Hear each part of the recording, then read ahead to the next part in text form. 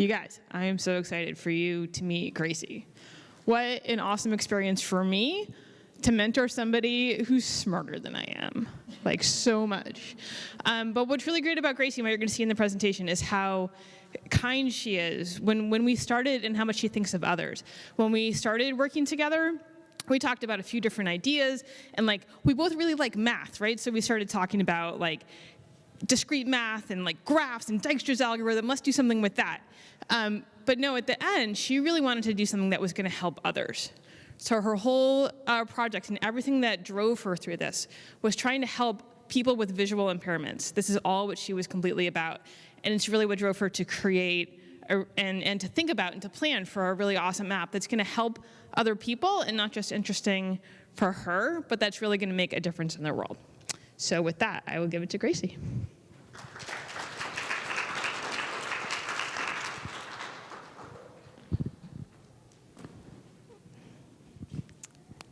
Hi, I'm Gracie. I'm from Lewis Center, Ohio, and go to Owen TG High School.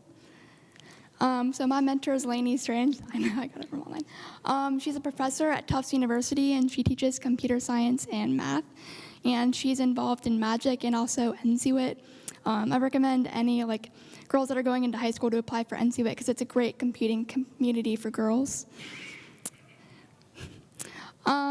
So, like Laney said, my goal for the app was to help the visually impaired, and I at first didn't have any ideas, so I actually emailed some of my some people I know who are visually impaired or completely blind, and they said they wanted more independence at the grocery store.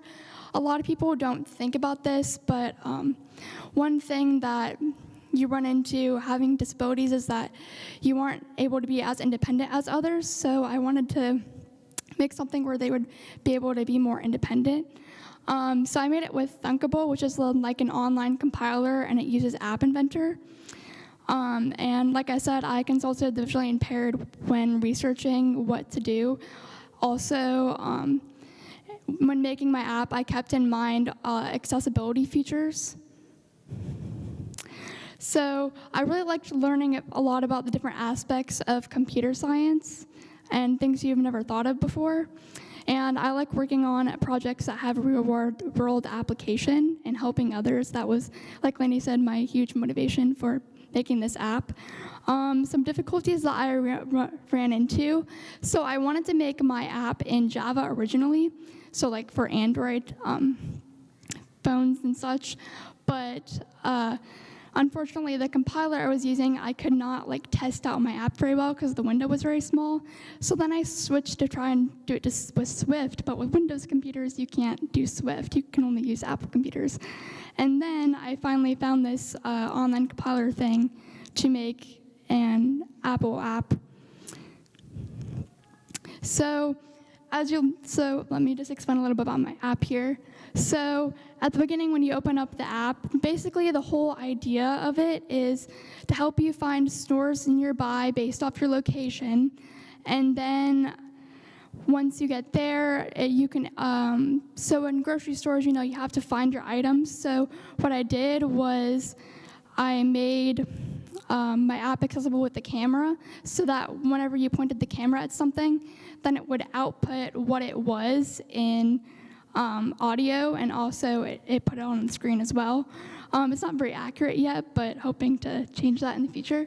So you have the Find Your Location button. So when you press that, it basically reroutes you to where you are. And then the Find Your Store button, it brings you to a whole other page where there's stores nearby, and you can choose which store that you want to go to. And a huge thing, as you might notice, the colors. So with the colors of the buttons, I wanted to make it so that it was bright, and so if you weren't completely blind, you could still differentiate based off lighter colors, and also to read the text, it's lighter so that it's more contrast, so it's easier to read. And so in order to put on the locations on the Google Maps, I had to look up the latitude and longitude. So my hope for the future is so when you put stores in on Excel, then it can automatically take it from there and put it into the app. Unfortunately, I haven't figured that out yet, but it's definitely one of my goals for the future. And so this was the scan item page. So once you click the scan item, then it pulls up the mobile device's camera, and if you point it at something, then you take a snapshot of it. On the output screen, it will give the description of what the item is, as well as say it auditorily out loud, and every single button on my app speaks it out loud, so you know what it says if you cannot read it. But like I said earlier, the colors, they're bright, and so it's easier to differentiate between what the buttons might mean. So this was the code for the camera and all of that.